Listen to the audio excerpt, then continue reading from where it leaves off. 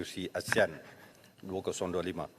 Selaras dengan itu, saya ingin tahu apakah pendekatan dan strategi Malaysia untuk memanfaatkan saluran diplomasi menerusi kita menjadi pengerusi ASEAN ini dalam rangka kita menyelesaikan isu tuntutan bertindih terutamanya di Laut Cina Selatan susulan baru-baru ini ketetapan ASEAN itu sendiri untuk menggesa supaya rumusan awal Kod Tata Laku atau COC di Laut Cina Selatan itu diselesaikan dengan segera dalam sidang kemuncak ASEAN baru-baru ini.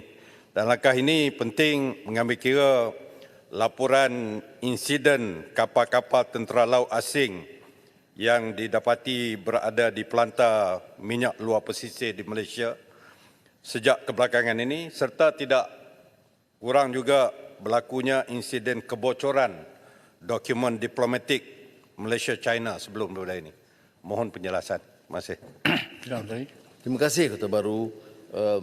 Pendekatan seperti yang saya sebut, sentraliti ASEAN ialah melalui rundingan dan dialog.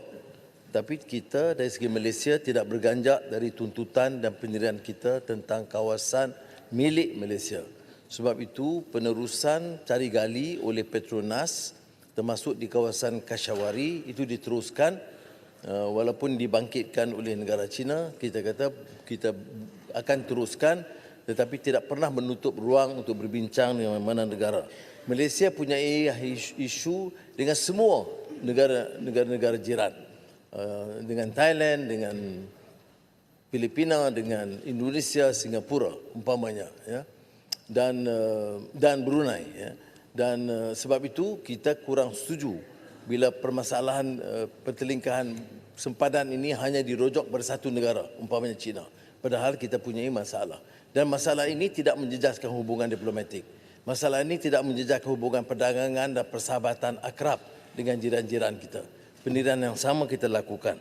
Tetapi kita juga seperti mana yang disebut oleh Kota Baru akan terus menegur dan membantah sekiranya perairan kita itu digunakan untuk laluan pertahanan tanpa izin Malaysia.